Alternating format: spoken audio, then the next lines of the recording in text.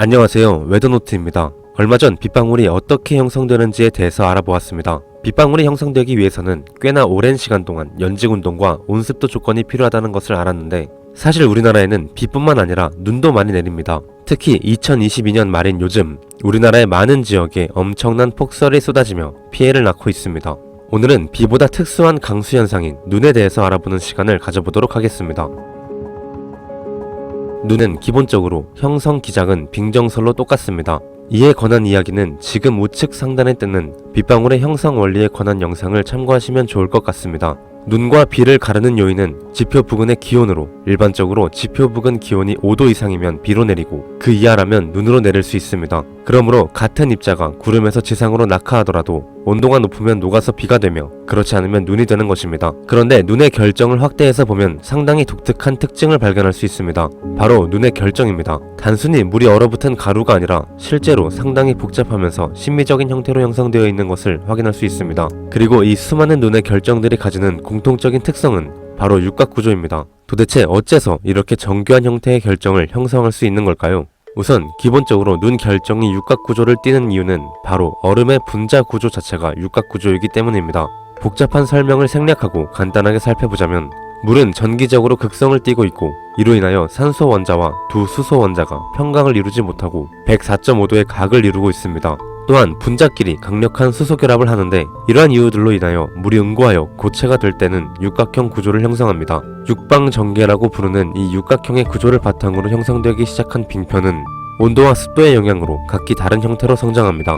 아쉽게도 이 부분에 대해서는 여전히 명확하게 원리가 밝혀지지는 않았다고 합니다. 다만 그 과정 자체는 정밀하게 관찰되어 있는데, 살펴보면 다음과 같습니다. 우선 모든 온도에서 대기 중 수증기의 양이 많을수록 눈 결정은 크게 성장합니다. 당연하지만 눈 결정의 성장은 대기 중 수증기가 먼저 존재하던 설편에 들러붙어 이루어지기 때문입니다. 그 다음 온도에 따른 분포는 다음과 같습니다. 0도에서 영하 4도의 범위에서는 판형을 띠며 작은 육각 결정까지 성장할 수 있습니다. 영하 4도에서 영하 10도의 범위에서는 기둥형을 띠며 수증기의 양이 많으면 바늘형으로 자라는 경우도 있습니다. 영하 10도에서 영하 22도의 범위에서는 다시 판형을 띠는데, 이 온도에서 눈 결정은 가장 크게 성장하며 수증기의 양이 충분하다면 가장 크고 또렷한 육각 구조를 관찰할 수 있습니다. 영하 22도보다 낮은 온도에서는 다시 설편의 성장이 억제되어 기둥형을 띠고, 극한의 낮은 온도에서는 거의 가루와 같은 입자로만 형성됩니다.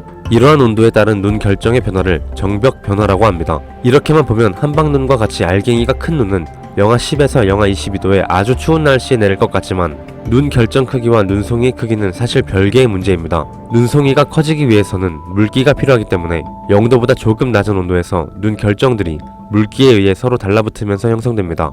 이러한 한방눈이 내리는 경우에는 강수량 자체는 비교적 적어도 눈은 순식간에 쌓여 도시를 마비시키기도 합니다.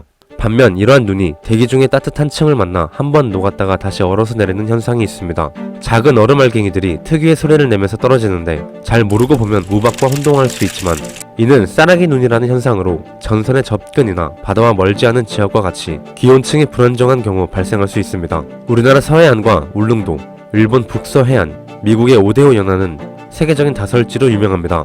이는 다름 아닌 해기차 효과로 인한 폭설 때문인데, 일반적으로 저기압이 접근하여 비나 눈이 내리는 것과 달리 대륙에서 차가운 바람이 쏟아져 내리면서 상대적으로 따뜻한 바다 위를 지나며 대량의 수증기를 한꺼번에 연결시켜 육지에 떨어뜨리는 현상입니다. 이로 인하여 해당 지역들에는 수십 센티미터에서 수미터씩 눈이 쌓이는 일이 비일비재하며, 특히 이 때문에 일본 홋카이도와 혼슈 북서부는 전 세계에서 눈이 가장 많이 오는 지역이기도 합니다.